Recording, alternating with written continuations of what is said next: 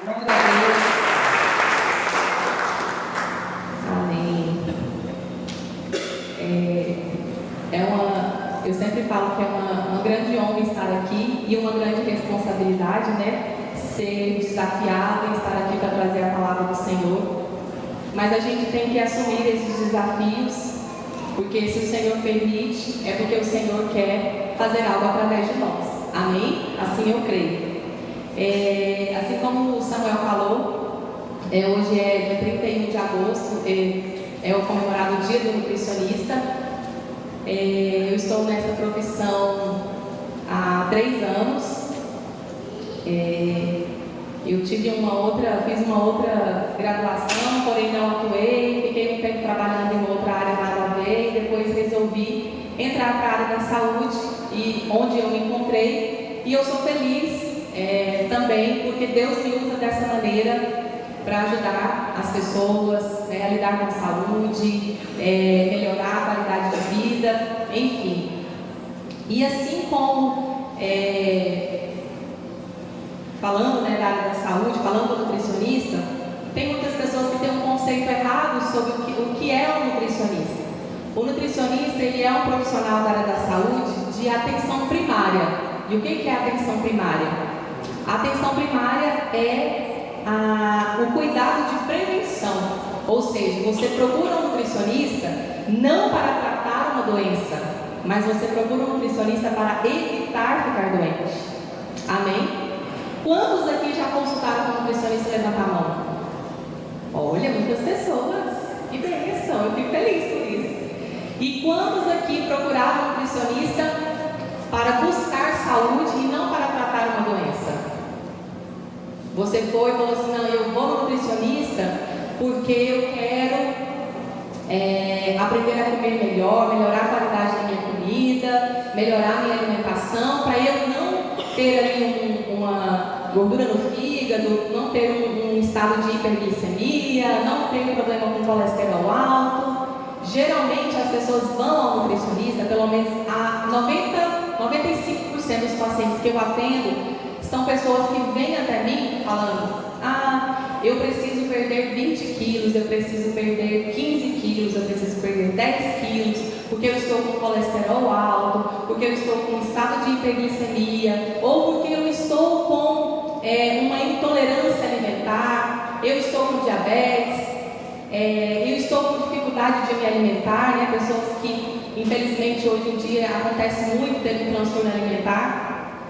Então são pessoas que muitas vezes buscam somente quando a coisa já piorou muito, a pessoa já está doente, a pessoa já está sofrendo, precisando de um tratamento, de uma intervenção, É claro que o nutricionista, sim, ele pode atuar dessa maneira, tratando, ajudando com estratégias, mudando ali a qualidade de vida daquela pessoa, com uma alimentação melhor, fazendo uma reeducação alimentar, estratégias com a suplementação de vitamina. E o nutricionista, ele vai estabelecer estratégias para aquela pessoa seguir e conseguir vencer aquele estado que ele está. E da mesma forma, levando aqui para a nossa palavra,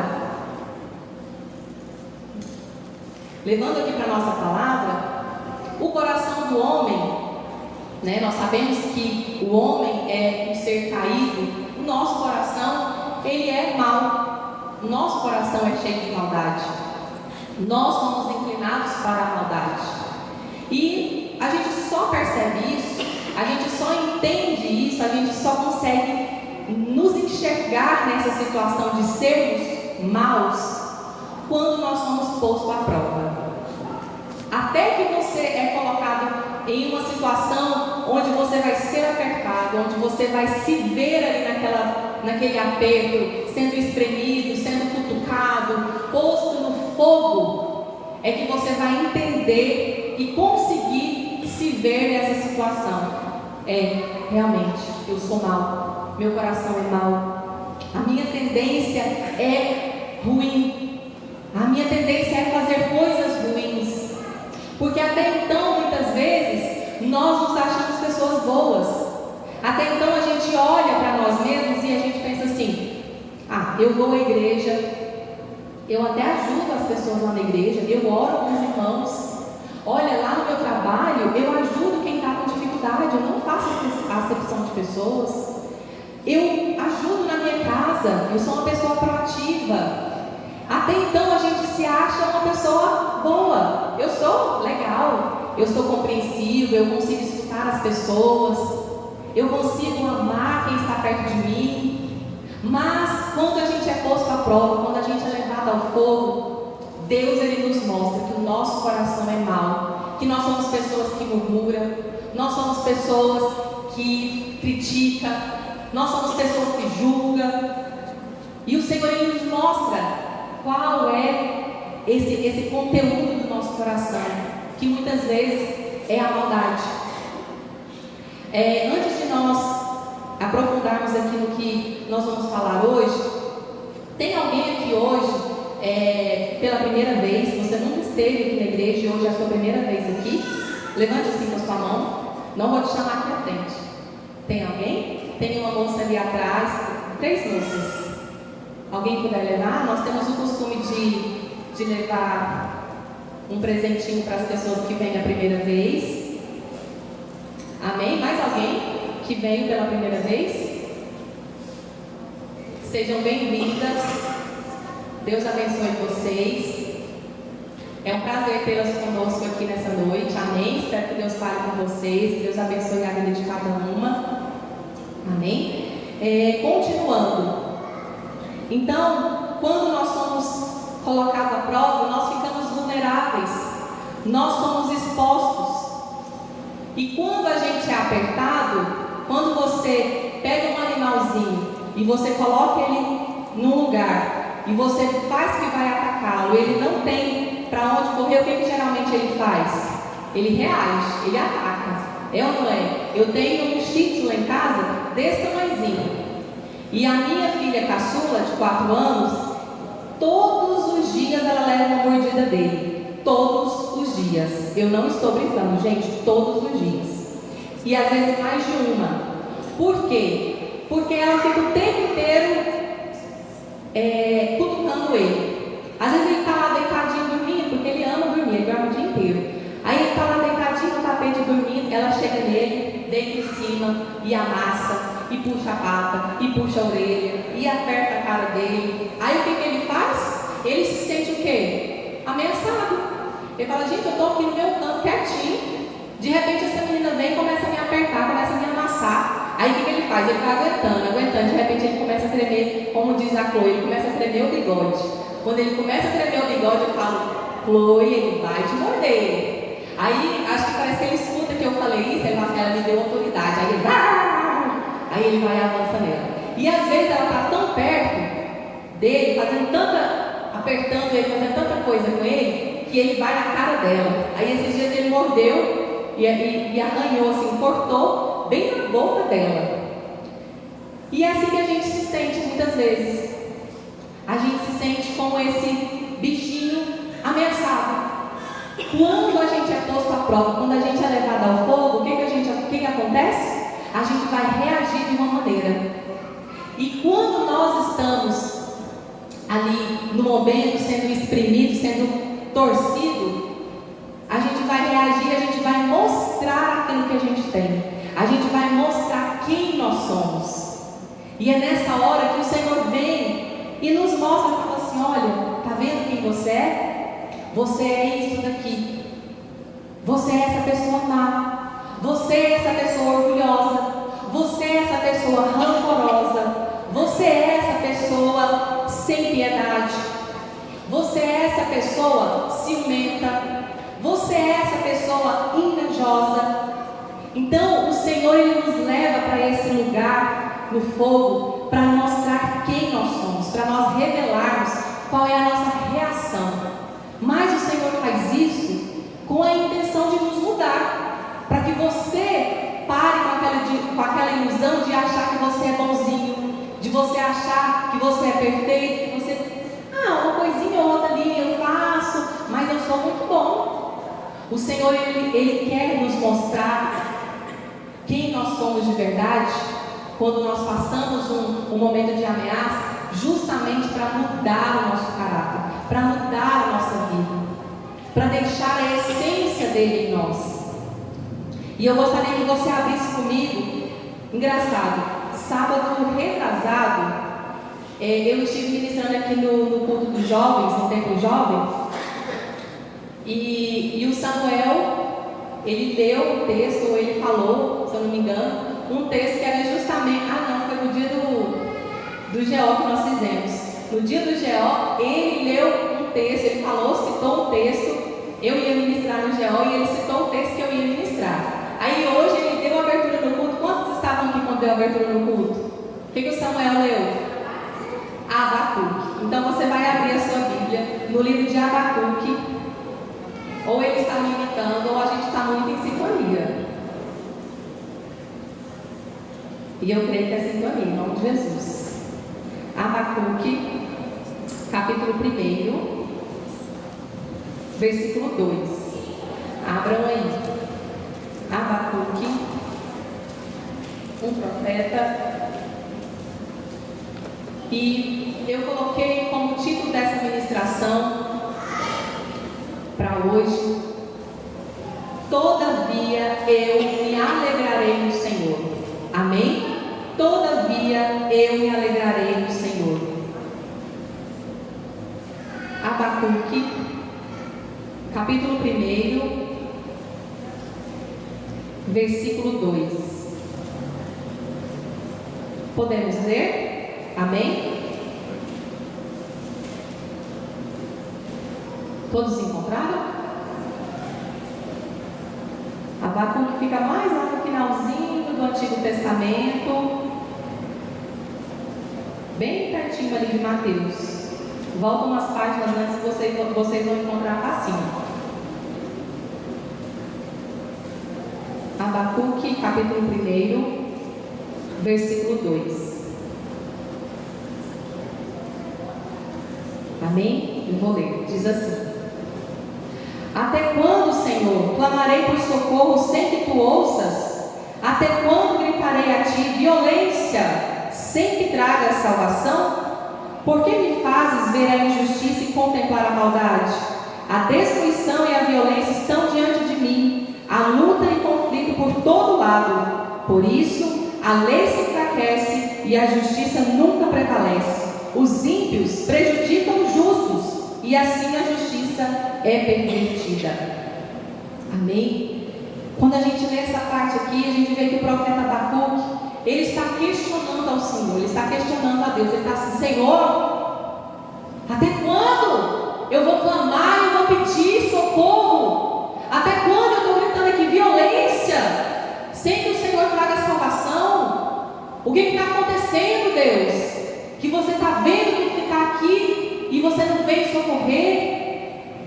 Abacuque, ele estava nessa posição de questionar o Senhor sobre aquela realidade dura do povo de Deus, que o povo de Deus estava vivendo.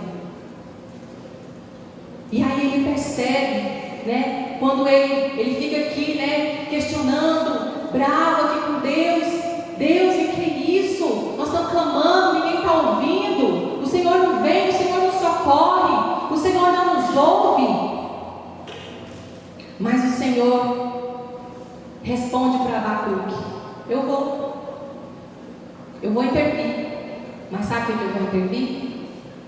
Eu vou permitir que o Império Babilônico, que vai ultrapassar o domínio ali da Assíria, que vou ultrapassar ali o Império Romano, e eu vou dominar sobre vocês.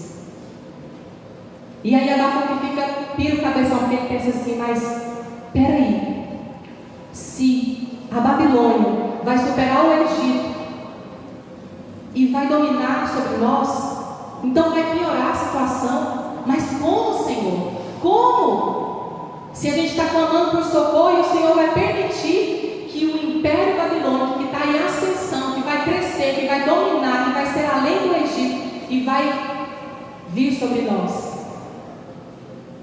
E aí Abacuque, ele fica chocado, ele fica com ele demonstra a indignação dele: como assim, Deus? Como assim?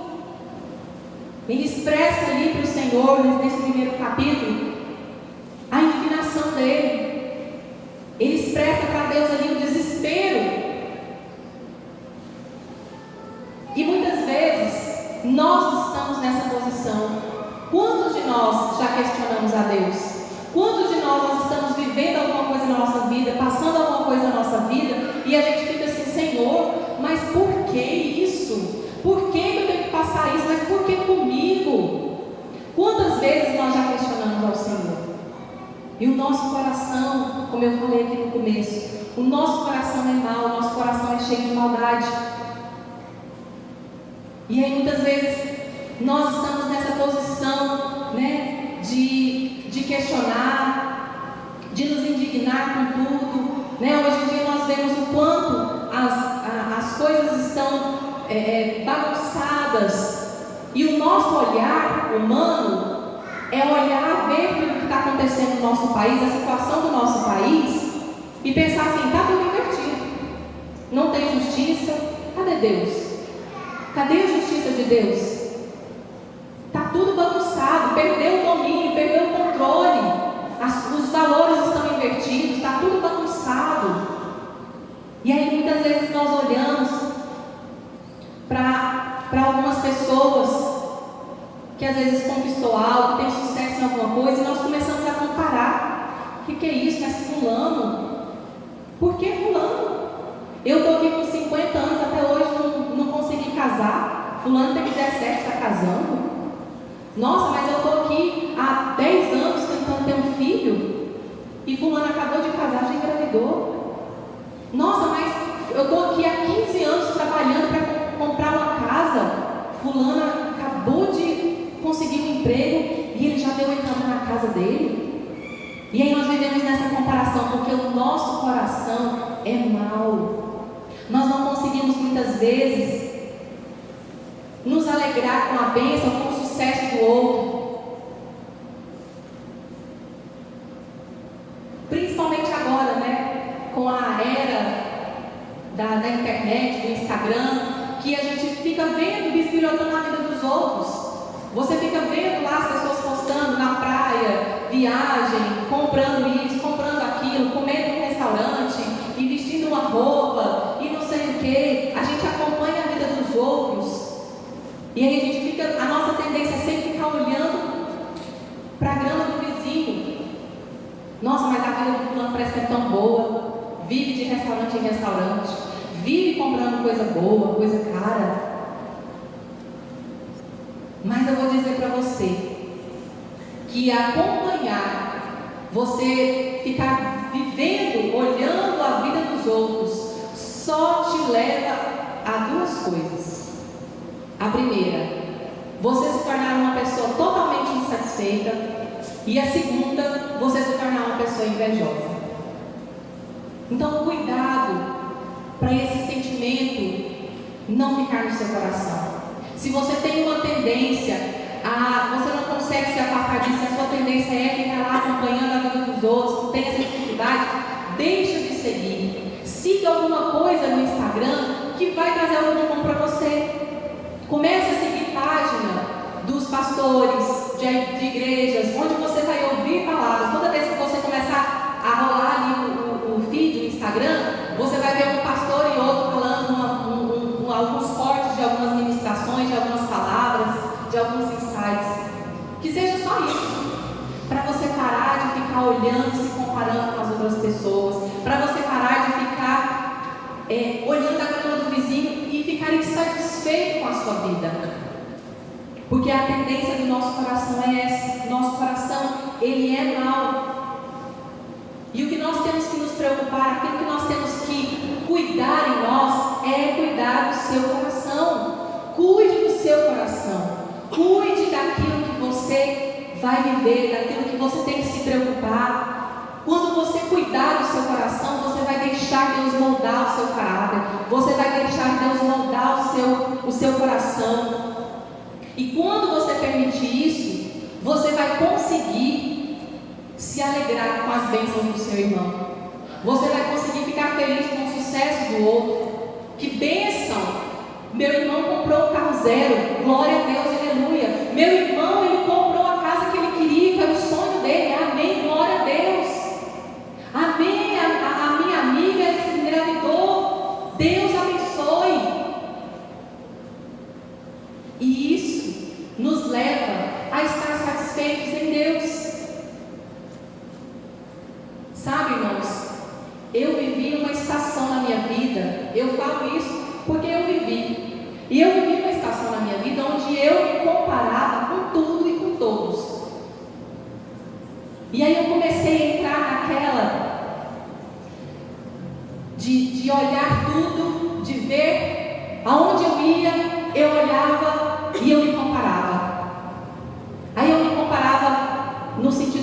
espiritual, eu me comparava no sentido profissional, eu me comparava no sentido mãe.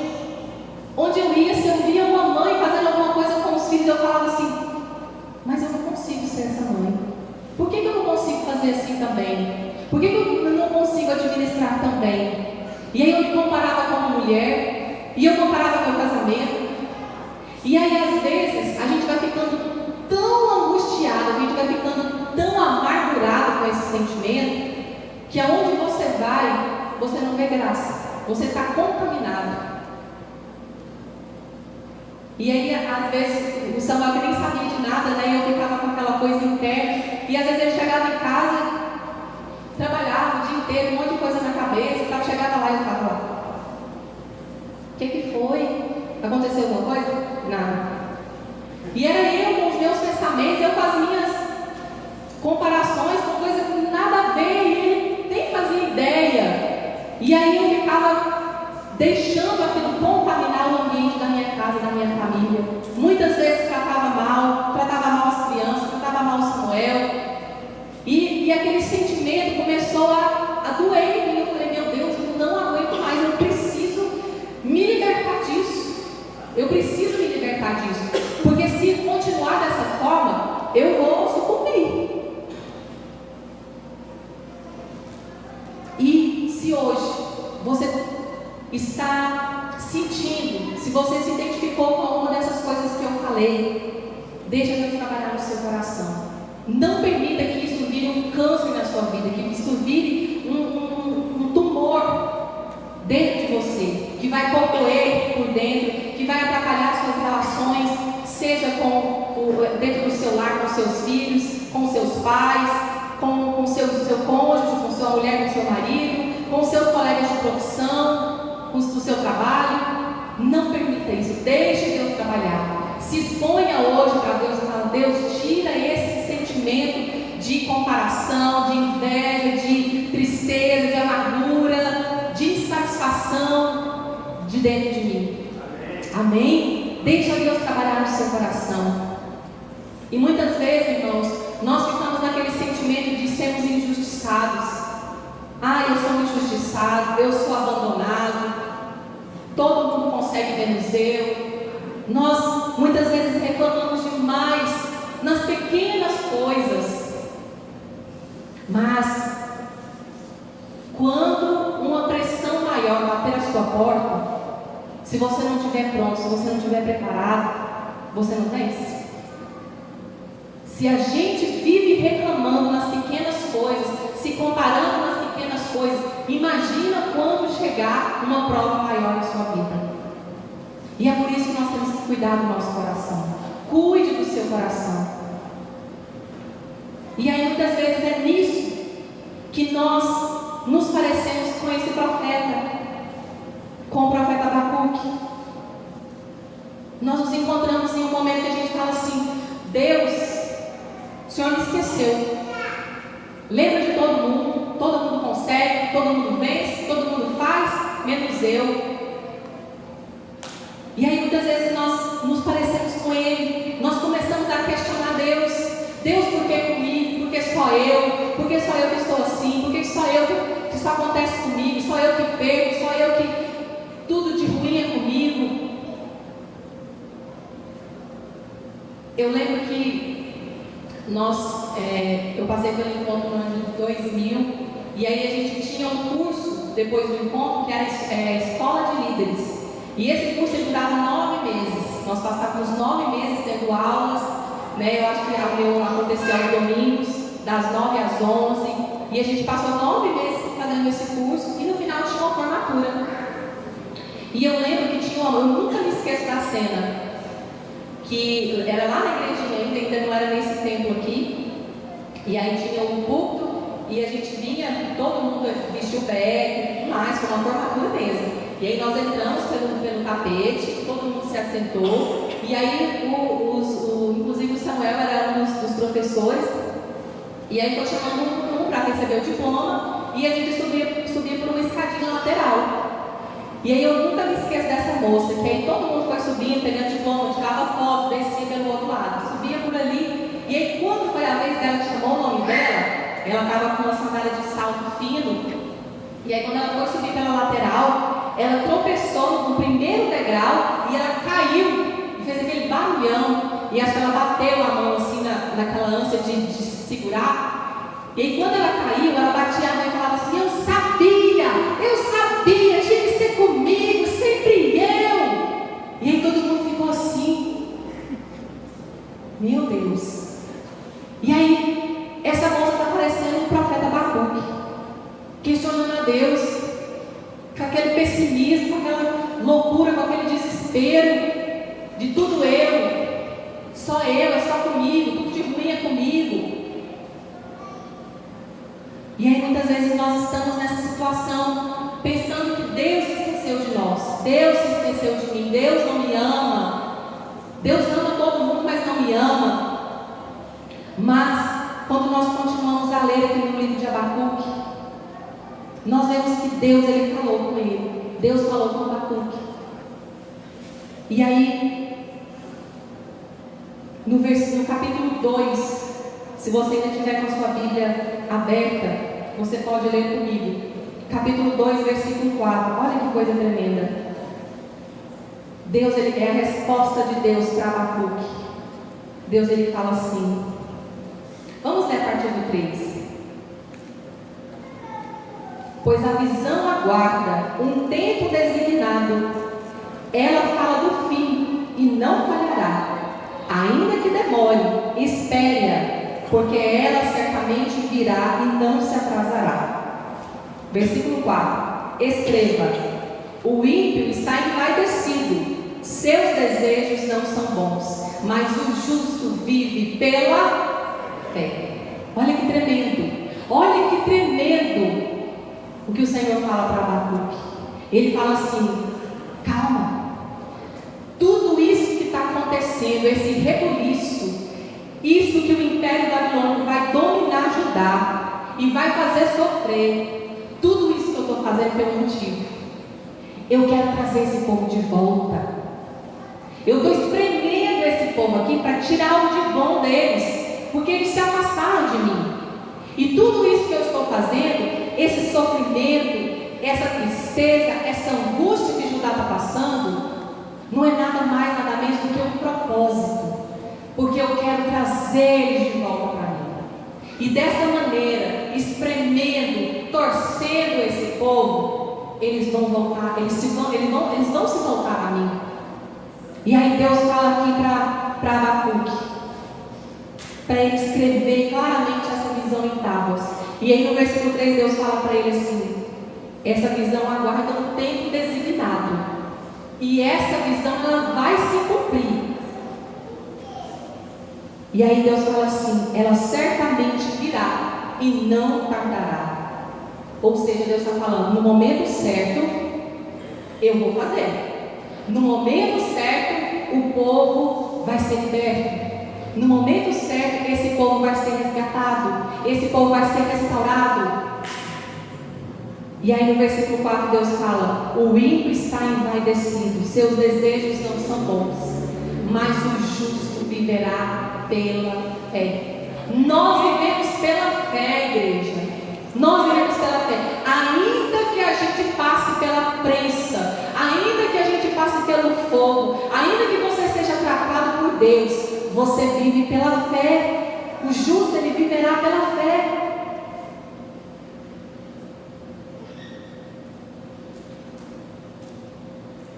E aí nós vemos que Abacuque, ele estava amedrontado. Ele estava amedrontado porque Deus ia usar o povo mais ímpio para castigar Judá. Mas nós temos que ter ciência de que nenhum poder destrutivo, nenhuma injustiça, nada do que acontece no mundo com o ser humano, nada disso foge do controle de Deus. Deus tem todo o controle. Deus sabe de tudo. Deus permite tudo. O Samuel já falou aqui algumas vezes que na época das eleições os anos ficaram muito alterados. E eu me lembro que assim como foi na época da eleição de 2018, que era quando o Bolsonaro ganhou, foi 2018, né? Assim como foi na época dele, gente, eu lembro que no grupo da minha família era bem dividido, e aí tinha lá quem queria que o Haddad ganhasse, e tinha quem queria que o Bolsonaro ganhasse.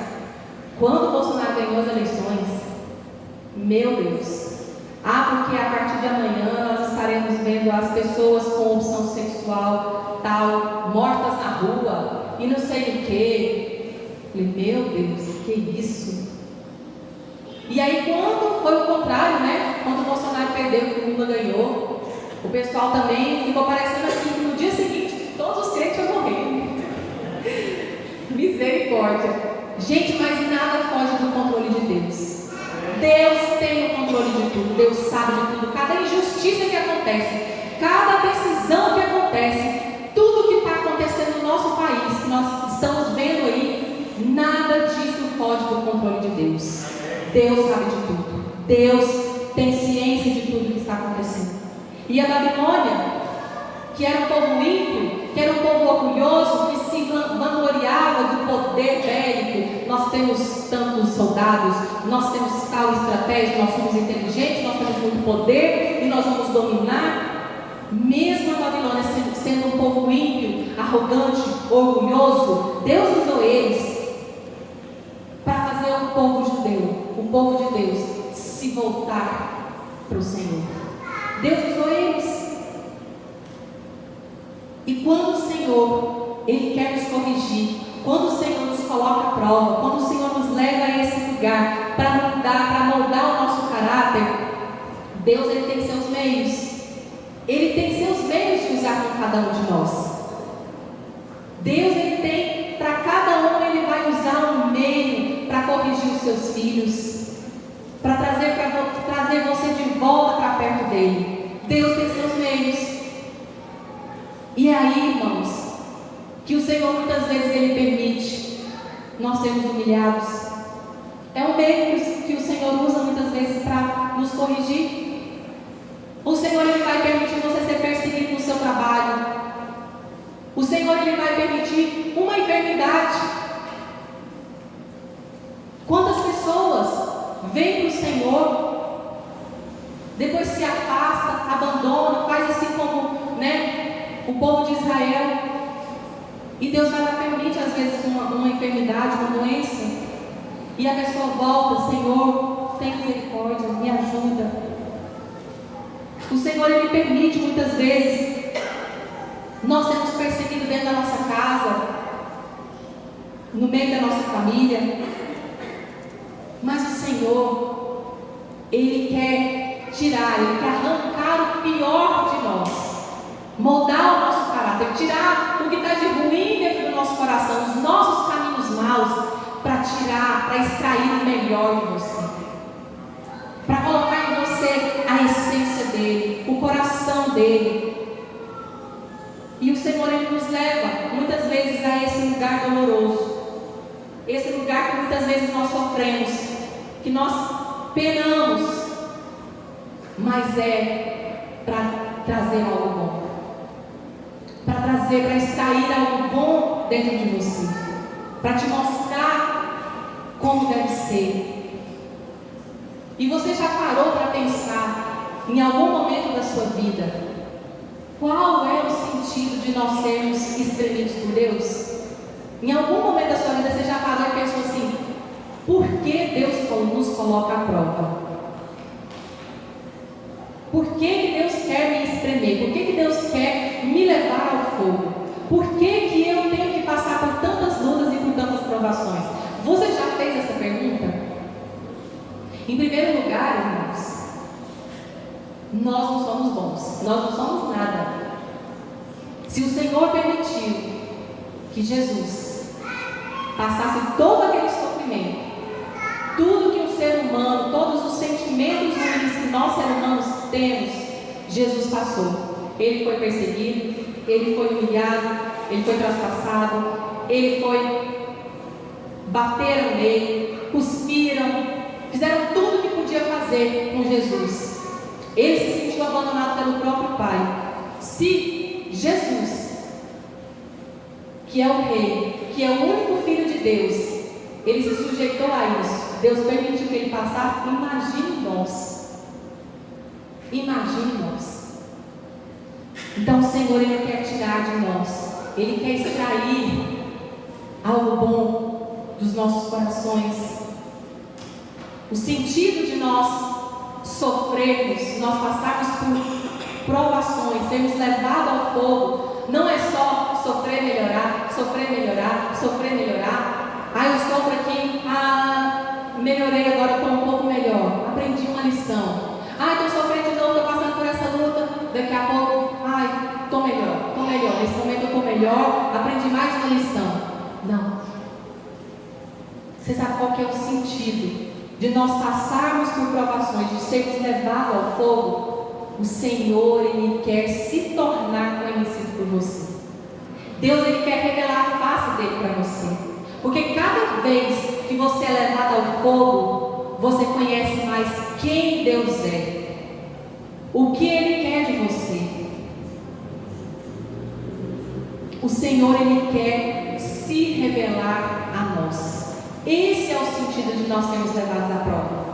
Ele quer se tornar conhecido.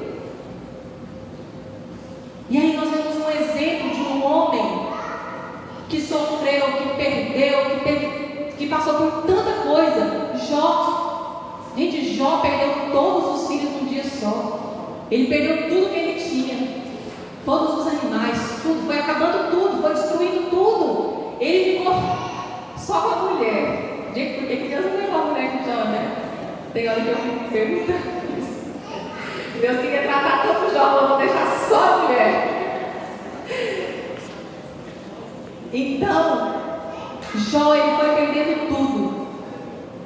Ele perdeu os filhos, ele perdeu os bens. E depois que ele passou por esse luto, depois que ele passou por esse momento de angústia, de sofrimento, Jó, ele não saiu de lá falando assim, eu aprendi a lição. Não. Jó, ele saiu desse momento de luto, de angústia, de sofrimento, com uma outra visão de quem Deus era. Tanto é que lá no livro de Jó, está escrito assim: antes eu conheci a Deus de ouvir falar, agora os meus olhos te veem. Ali gerou intimidade, ali gerou conexão, ali gerou, Deus se fez conhecido por Jó. Deus se fez conhecido. E muitas vezes, o que acontece com a gente? Nós falamos que servimos a Deus, eu sou de Jesus, eu aceitei Jesus, eu sirvo Jesus, eu estou aqui na igreja todo domingo, olha, eu até ajudo aqui na igreja, mas muitas vezes nós não temos nem ideia de quem Deus é. Porque na primeira dificuldade, na primeira provação que nós passamos, a gente abandona Deus. Vou sair da igreja, o pastor caiu. Não, vou sair da igreja, ouvi uma fofoca ali, não gostei. Tive um problema com o irmão da igreja, vou sair, não vale a pena. Você sabe por que esse tipo de coisa acontece hoje em dia? Porque nós não temos ideia de quem Deus é. Porque se nós conhecêssemos quem Deus é, a gente não deixava ele por nada. A gente não saía da igreja por coisas terrenas, por sentimentos humanos, por coisa qualquer. E ainda assim que tivesse um motivo.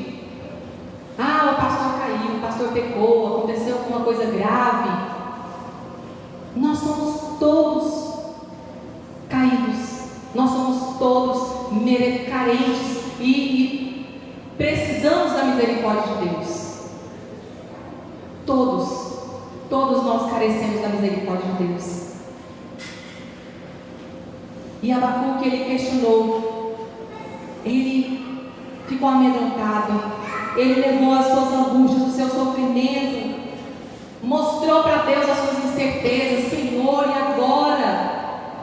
Como que vai ser? Ele levantou a voz: Senhor, mas estou gritando aqui violência e nada acontece. Aí Deus fala com ele. Mas quando a gente lê ali no capítulo 2, no versículo 1, o que Abacuque fala? Ele diz assim: ficarei no meu posto de sentinela e tomarei posição sobre a muralha. Aguardarei para ver o que o Senhor me dirá e que resposta terei à minha queixa. Sabe qual que é a diferença muitas vezes entre nós e esse profeta? A diferença é que Abacuque sentou e esperou a resposta de Deus. Ele sentou e esperou Deus falar com ele. Ele esbravejou, ele falou tudo que ele queria falar. Mas, quando a gente lê no capítulo 2, no versículo 1, quando diz assim: no meu posto de sentinela, o que ele quer dizer? Ele ficou lá de vigia. Eu vou sentar aqui, Deus, e agora eu vou esperar. Porque eu falei, eu desabafei, eu disse tudo que eu tinha para falar. Eu mostrei para o Senhor as minhas incertezas. Eu mostrei aqui o quanto eu sou vulnerável. Eu me rasguei. E agora eu vou aqui ficar no meu posto de sentinela. Eu vou esperar. O que o Senhor tem para falar? Eu vou esperar a sua resposta. E muitas vezes, sabe o que acontece com a gente? Nós não queremos parar e esperar a resposta de Deus. Nós ficamos igual uma criança mimada. Ah, mas eu quero, mas ninguém fala, Deus não fala comigo. Aí nós caímos batendo o pé. Eu tenho uma mini adolescente lá em casa de 11 anos e tem uma pequenininha de 4, que é quase a mesma coisa, tudo igual. E aí às vezes eu falo alguma coisa com ela, ela sai. E a Chloe do mesmo jeito, eu falo com ela faz assim.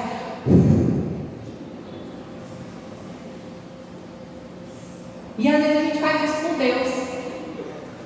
Às vezes a gente está lá passando por uma situação difícil, um problema. E às vezes é um problema, gente, quando eu falo assim problema, às vezes é uma coisa que se arrasta assim há muitos anos.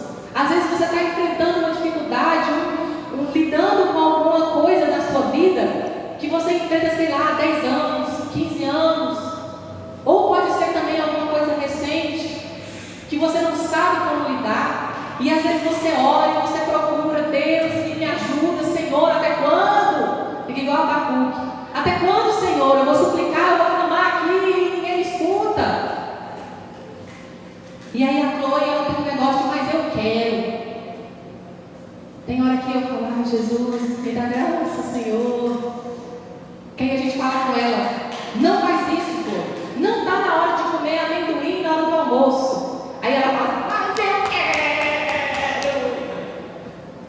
Aí às vezes está na hora de tomar banho, eu falo para ela assim: não está na hora de brincar, vem aqui tomar banho. Mas eu quero.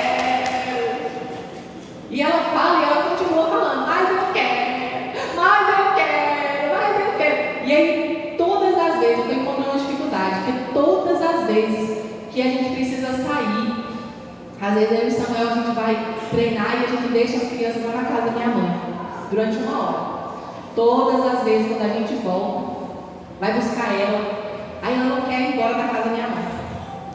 Aí quando a gente vai pegar, quando eu chego, ela já começa a esconder. Eu falo: oi, a gente tem que ir, ó, tem horário para você chegar em casa, a gente tem que tomar banho, tem que trabalhar, não sei o quê. Mas eu quero ficar lá, vovó. Eu falo: agora não tem jeito, minha filha, sua avó vai sair, eu preciso te levar. Mas eu quero. Aí ela vem de lá da casa da minha mãe, dentro do carro, até chegar aqui em casa chorando: mas eu quero, mas eu quero, mas eu quero. É o coro, de lá até aqui. E às vezes nós fazemos isso com Deus. Deus está falando: não, não é o momento. E a gente está: mas eu quero, mas eu quero. E é no momento da poda. É no momento que Deus começar a te podar, começar a tirar as coisas de você, começar a mexer em você, começar a mexer nas estruturas, começar a te cutucar, falando: ó, isso aqui, olha, começar a te colocar no fogo. É nesse momento que você vai conhecer o Deus que você serve. É no momento da poda que você vai conhecer o Deus que você serve. É através da poda, é através do fogo, é através das dificuldades que Deus vai se fazer conhecido. E nossos sentimentos, nossos sofrimentos, irmãos, eles são 100% humanos, são 100% de coisas materiais, de coisas terrenas. É problema com o filho, é problema com o marido, é problema com a mãe, é problema com o pai, é problema com o trabalho, é dificuldade financeira. Tudo isso é terreno, é transitório, é passageiro. Muitas vezes nós estamos preocupados com tudo isso que vai acabar e vai ficar aqui na terra. O transitório, o temporário é temporário, é passageiro, é transitório. Nossa vida aqui na terra, ela é passageira. E se aquilo que você ora, aquilo que você busca, aquilo que você luta, aquilo que você tem insistido e orado e buscado de Deus, e se isso não acontecer? E aí? E se isso que você tem buscado, que você tem orado, que você tem lutado, e se isso não acontecer? Se você ora pela conversão do marido, se você ora pela conversão do filho, e se isso não acontecer? Se isso não acontecer, irmão, está no domínio do Senhor. É da vontade de Deus. Ele é Deus, Ele vai continuar sendo Deus. Muitas vezes nós achamos que Deus é obrigado a fazer aquilo que a gente quer, mas Ele não é. Ele é Deus. Ele age conforme Ele quer. Por isso que nós temos que conhecer quem Deus é e viver na vontade dEle. Eu tenho um tio que esse ano completou, agora em julho, completou um ano que ele faleceu. Ele é irmão do meu pai, foi uma pessoa, um adolescente, um jovem trabalhoso, teve problema com envolvimento com drogas, enfim. Converteu, foi para a igreja, se casou, né, teve filho, era uma bênção na igreja. E aí, em determinado momento da vida dele, ele teve uma recaída, encontrou uns amigos antigos e voltou para as drogas. Ficou ali cerca de 12 anos, numa situação deplorável. 12 anos, afundado nas drogas. A mulher orando, a mulher insistindo, a mulher aguardando. E ela me admira, eu ficava muito admirada com a fé dela, porque todas as vezes que a gente conversava com ela, como ela era uma pessoa que não trabalhava, a gente se preocupava, porque aí os irmãos juntaram para conseguir manter o financeiro, porque ele se envolveu de uma maneira que ele não trazia mais nenhum centavo para dentro de casa. E os irmãos iam lá para ajudar a sustentar, ela mais o filho. E aí todas as vezes que a gente conversava com ela, ela falava assim: eu espero em Deus. Eu oro todos os dias e eu creio que Deus vai mudar a vida dele. Nunca faltou nada para mim. E a gente ficava admirado da fé dela, porque ela nunca desistiu. E aí chegou um determinado ponto em que ele resolveu, permitiu-se, internou numa clínica, foi restaurado, voltou para a igreja, ficou um tempo na igreja. Depois o pastor de onde ele estava abriu uma igreja num bairro onde ele morava antes, aqui em Aparecida. E ele foi lá, começou a cuidar dessa igreja, começou a conduzir essa igreja. E uma pessoa que tem uma capacidade enorme para ganhar vidas para Jesus. E evangelizava, e buscava pessoas e tal, cuidando muito bem da igreja. Até que, o ano retrasado, ele começou a sentir algumas coisas, começou a fazer uns exames. E o médico falou para ele: olha, você tem uma fibrose no fígado. O seu fígado não tem mais solução. Isso aqui não tem tratamento. E é um caso tão grave que nem transplante você afetou tanto os seus órgãos que nem o transplante resolveria. E aí eu conversei com ele um dia, tive a oportunidade de conversar, e ele falou assim para mim: minha filha, eu estou tranquilo. Deus já falou comigo. Deus, Ele falou no meu coração que Ele vai me levar. E eu estou tão agradecida a Deus, porque Ele me deu a oportunidade de voltar e de fazer algo por Ele. Eu estou ali na igreja, estou fazendo a obra. Até o dia que eu conseguir ficar em pé, eu estou lá falando a palavra, levando as pessoas para a igreja. Até quando o Senhor permitir. E eu acredito que deve ter sido mais ou menos um período de 6 meses. A situação foi agravando muito, até que o Senhor o levou. Mas todas as vezes que eu conversava com ele, e para todo mundo porque Deus me resgatou. Eu tive a oportunidade de voltar para Jesus. Então é uma pessoa que ele passou ali, foi espremido, passou pela prova, voltou e permaneceu. A vida dele é um testemunho de que Deus restaurou. E não foi da vontade de Deus curar. Deus não curou, Deus o levou. E isso nos mostra que os nossos olhos eles devem estar fixos no que é eterno, não nas coisas terrenas. A gente sofre pelas coisas terrenas, a gente sofre porque a gente quer ganhar mais dinheiro, a gente sofre porque a gente quer ver as pessoas aqui na igreja, a gente sofre por problemas dentro de casa, de família, mas os nossos olhos eles devem estar fixos naquilo que é eterno. Amém? Um dia tudo acabará.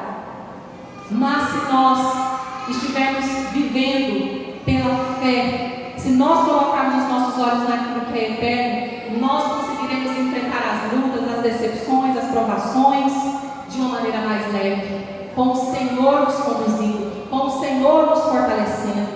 E o Senhor nos mudando o nosso caráter, Ele coloca a essência dele em nós, Ele transforma o nosso coração. Nós somos melhorados, e é o Senhor que nos dá esperança, é o Senhor que nos dá esperança diante da tribulação, diante da dificuldade. Abacuque, ele questionou, ele temeu, ele sentiu medo, ele ficou indignado, mas ele parou, sentou, ouviu, e ele entendeu a soberania de Deus. Ele compreendeu que Deus era soberano, que Deus podia fazer todas as coisas. E nós temos que aprender a esperar. Nós temos que aprender a sentar e esperar ouvir de Deus. Aprender a sentar e caminhar com o Senhor. Aprender a ouvir a voz de Deus. Aprender a receber o não de Deus. Como que a gente se comporta quando nós recebemos o não de Deus? E Abacuque ele entendeu esse propósito. Ele esperou e ele ouviu. E aí nós chegamos na parte onde o Samuel leu aqui no início do culto, que é um dos textos mais lindos da Bíblia, que fala muito aos nossos corações, no capítulo 3 de Abacuque, lá no versículo 17. Abacuque, capítulo 3, versículo 17. Se você não está com a sua Bíblia aberta, ouça. Mesmo não florescendo a figueira e não havendo uvas nas videiras, mesmo falhando a safra de azeitonas, não havendo produção de alimento nas lavouras, nem ovelhas no curral, nem bois nos estábulos, ainda assim eu exultarei no Senhor e me alegrarei no Deus da minha salvação. Versículo 19. O Senhor, o soberano, é a minha força. Ele faz os meus pés como os do cervo, faz-me andar em lugares altos. Aleluia, glória a Deus. Sabe o que é fazer os seus pés como os da corça ou como os dos cervos? Porque eles pulam bem alto, eles têm pés firmes e rápidos, eles correm e pulam bem alto. Por que o profeta está dizendo aqui, faz os meus pés como os do cervo? É como aquela música, eu acho que muitos aqui conhecem, do Diante do Trono, que diz, acima dos problemas, acima das tribulações, acima das dificuldades, acima das desilusões, acima deste mundo, nós vamos andar. O Senhor nos faz viver acima dessas coisas, acima de tudo que é terreno. O Senhor Ele nos quer olhando para o que é eterno. O Senhor Ele nos quer levar mais alto, assim como aqui no versículo 19 diz, Ele me faz andar em lugares altos. Se nós estivermos com o Senhor, assim como eu disse no começo, o nome da ministração é todavia eu me alegrarei no Senhor. Se até hoje você não tem conseguido se alegrar no Senhor, apesar das dificuldades, a partir de hoje você vai aprender. Todavia eu me alegrarei no Senhor, ainda que a videira não dê fruto, ainda que no campo não tenha comida, ainda que o rebanho acabe, ainda que acabe tudo, ainda assim eu me Deus da minha salvação, porque é por Ele, é pelo Senhor que nós estamos aqui, e é pela fé que nós vivemos.